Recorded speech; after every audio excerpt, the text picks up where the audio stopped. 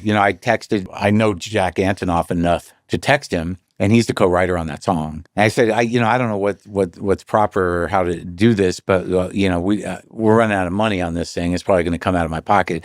Are Taylor Swift and Travis Kelce engaged? As much as I wish that were true, and as much as we're manifesting that to be true, I'm so sorry to report the answer is no. This week's pop culture buffet is absolutely unhinged. First up, Happy Gilmore 2 has officially dropped, and yes, Travis Kelce is in it, serving comedy realness while Taylor cackles in full supportive girlfriend mode. Can't work like this, man. Watching my six all day, every day. I just wanted to help. I offer bread. You mess around, you find out. Then, over in Dallas, one Cowboys tight end is going viral for refusing to wash his hand after meeting Taylor. And so on to top secret Swift business. Insiders whisper that she's been quietly filming a new mystery project. Oh, and surprise, a superfan just named their newborn Kelce Taylor. Meanwhile, comedian Marc Maron nearly ascends to the heavens after licensing one of Taylor's saddest songs for $50,000. I think it came out to $50K around that. And finally, those engagement rumors, still no ring, just Super Bowl bling and blurry lock screen chaos. Imagine this.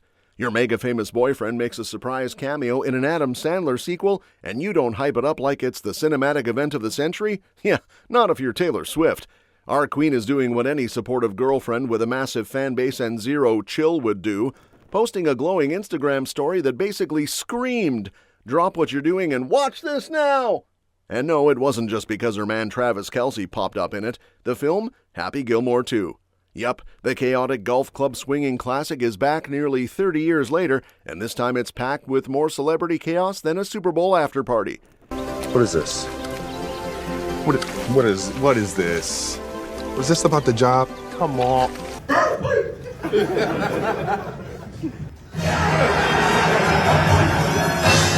Taylor was all caps levels of obsessed, calling the movie a 13 out of 10 must-watch with a cheeky little honey emoji that fans are already decoding like it's a cryptic vault track. The emoji might just hint at Kelce's scene, which apparently has people laughing so hard they're wheezing. And she wasn't kidding about the cackling. Word is, the movie's a ridiculous blend of flying golf balls, groin shots, and cameos you didn't know you needed, like Bad Bunny, Eminem, Post Malone, Margaret Qualley, and even Eric Andre showing up to cause absolute mayhem on the green. Now Travis? According to people on set, the man is not just touchdown-level hot, but also funny enough to hang with Sandler's crew. Sandler even said Kelce reminded him of his high school buds, which is, frankly, the highest honor in the Sandler cinematic universe.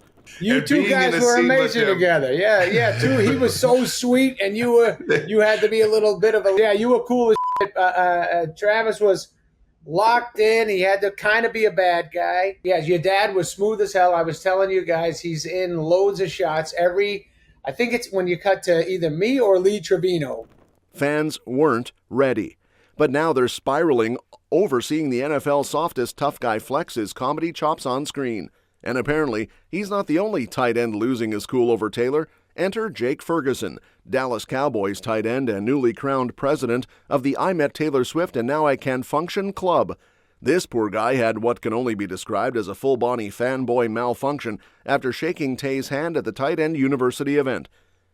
He hasn't washed his hands since, and honestly, we don't blame him, but maybe a little soap wouldn't hurt. He straight up told people that she was super normal and really nice, which might sound like PR fluff, but the way he was glowing, that was real. And apparently Taylor was flexing her football IQ too, dropping casual comments about big upcoming games like she's been studying playbooks between Eras Tour shows. Insiders say the dude was so stunned he probably blacked out mid-convo and has been replaying her voice in his head ever since. Fans obviously lost it in the comments. Some were living for the wholesome moment. Others were like, "Cute, but please wash that hand, bro." And then there were the diehards dissecting every syllable she said because, let's be honest, Taylor breathing near a football is now a national event. The TEU event itself was already a big deal. Over 70 tight ends gathered to bond, train, and humble brag about their NFL gigs. But the real touchdown happened at the after-party, when Taylor casually waltzed in and surprised everyone by performing Shake It Off. And apparently that wasn't the only surprise she had up her sparkly sleeve. Word on the boulevard is that our girl has been filming a super secret music video in Los Angeles, like black hoodie cloak and dagger levels of secrecy. We're talking, nobody on set even heard the song type of classified. Just the beat, that's it. Taylor said, vibe to this drum loop and don't ask questions. She pulled up on Thursday, looking all business meets pop legend, and started filming what's now fueling every single Swiftie conspiracy board online. Is it a new single, a full album, a visual project, a coded message to aliens? At this point, anything's possible. The internet detectives are already deep in it, analyzing shadows, tree placements, lip gloss shades, and possibly the emotional undertones of her latest cat's Instagram photo. And all signs are pointing to an August drop. Cue the chaos! Despite hanging out with her touchdown-throwing boyfriend and temporarily pretending to live the chill post-tour life, Swift is clearly in her workaholic era again. Which, let's be real, is every era. People close to her say she's been laser-focused lately, blending downtime with big moves, like casually regaining ownership of her first 6 albums with a cool $360 million buyback. You know, just regular pop star things. With the Tortured Poets department still echoing through headphones and diary pages everywhere, fans weren't expecting another album this fast, but Taylor's never been one to stick to a schedule. And apparently neither are her fans, because someone out there just went full send on the Tavis train and named their actual newborn after the power couple. Yep, say hello to baby Kelce Taylor. Born in Liberty, Missouri, and already more iconic than most of us were at 25. Let's just take a moment here. We've officially entered the era where Taylor Swift and Travis Kelce are no longer just dominating pop culture, they're inspiring birth certificates. This is not a drill. One superfan clearly looked at this glitter-drenched touchdown-scoring duo and said, yep, that's it, that's the baby name.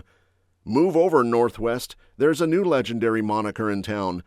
And while the parents are probably feeling like they've made the most adorable, culturally relevant choice ever, we're praying baby Kelce Taylor doesn't grow up to be a diehard Chargers fan or, heaven forbid, join Raider Nation. That would be the ultimate plot twist. Imagine little Kelce Taylor rebelling with eyeliner, blasting punk music, and yelling, "Taylor who?" at age 13. Also, can we talk about the pressure this name now puts on the couple? Swift and Kelce better work out for the sake of the children now. Otherwise, when baby KT grows up and asks why she's named after 2 people who broke up in 2026, things could get awkward. What's the return policy on names anyway? Does Liberty Hospital have a renaming hotline? Honestly, though, part of us was expecting someone to name their kid something wild like Era's Touchdown or Trailer Swiftsy. So in comparison, Kelce Taylor is pretty tame. But you know what's not tame? Dropping $50,000 just to use a Taylor Swift song for 1 minute in your comedy special. Enter Marc Maron, certified grump turned Swiftie, who's clearly not above dropping coin when the vibes are right. The man wanted to use Bigger Than the Whole Sky in his upcoming HBO special and apparently had a whole spiritual awakening on a mountain to that track.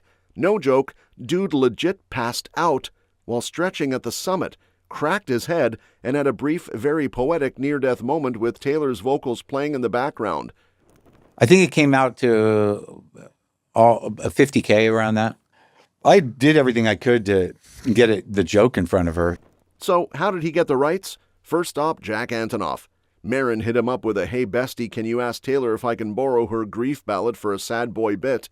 But Jack, being the professional that he is, politely yeeted Maron toward the actual licensing process. Because let's face it, no matter how many coffee dates you've had with Jack, Taylor's catalog is Fort Knox and the vault is not unlocked by vibes alone.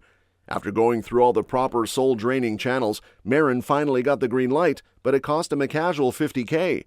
For 1 minute. 1 minute. That's like $833 a second. I think it came out to a $50K around that. I did everything I could to get the joke in front of her. You know, I know Jack Antonoff enough to text him, and he's the co-writer on that song. And I said, I don't know what's proper or how to do this, but we're running out of money on this thing. It's probably going to come out of my pocket. Swifties are out here streaming for free, and this guy is hemorrhaging money just to make us cry laugh on HBO. Respect! Also, Maron's still unsure if Taylor even knows about the whole thing. Her team is tighter than a sealed vault track, so there's a good chance she's somewhere sipping wine, completely unaware that a stand-up comic nearly met his maker on a mountaintop because of her bridge. And speaking of near-death experiences, nothing makes fans flatline faster than a blurry photo of Taylor Swift making some cryptic hand gesture on Travis Kelce's lock screen. Yep, after Trav dropped those swoon-worthy couple pics on Instagram, the internet did what it does best: zoomed, enhanced, overanalyzed, and spiraled. One perfectly manicured hand gesture later, and boom! We're in full-blown engagement rumor territory. But before you start planning the Swift-Kelce wedding playlist, hold your horses. Insiders are shutting it down faster than a merch site on album release night. Apparently what looked like Tay flashing a diamond the size of Jupiter was actually her goofing off with Travis's Super Bowl rings. Girl was just flexin', NFL edition. So no, she's not secretly rocking a rock. Not yet, anyway. Madison Hill from Holly Scoop chimed in with a hard not engaged for now, but left enough wiggle room for the Swifties to keep daydreaming, because let's be real. If these two were secretly engaged, do we really think they'd soft launch it via a grainy wallpaper? Nah, they'd probably stage a musical touchdown proposal on live TV with fireworks and doves. Are Taylor Swift and Travis Kelce engaged? As much as I wish that were true, and as much as we're manifesting that to be true, I'm so sorry to report the answer is no. So of course engagement rumors when it comes to Taylor and Travis are nothing new, but recently when Travis Kelce did his little photo dump and included a bunch of photos of him and Taylor, the engagement rumors ramped back up, all thanks to the photo on his lock screen. I'll be honest, when I saw this yesterday, I did not dissect the lock screen. I just saw it was a photo of him and Taylor and I thought it was so cute. But as you can see in the photo, it kind of looks like Taylor's picking up her hand. So people saw this and went from 0 to Taylor and Travis are engaged pretty quickly. Meanwhile, if you need a distraction from the chaos, apparently Happy Gilmore 2 is out and both Tay and Trav are hyping it hard. Taylor even posted about cackling through it, which is honestly the best endorsement a slapstick golf sequel could ever ask for. And guess who pops up in the movie? Yup, Mr. Kelce himself, proving he's not just catching passes, he's chasing punchlines too. But while Travis is busy adding comedic actor to his resume, the whispers around his NFL future are getting louder. Folks are side-eyeing his last couple of performances, wondering if the off-field romance is throwing him off his game. Still, he's not hanging up the cleats yet. Season 13 is coming in hot. And if anyone can shake off a Super Bowl disaster and keep the dynasty alive, it's the Mahomes-Kelce bromance, now with added Swift sparkle. That's all for this video, folks. We'll see you next time.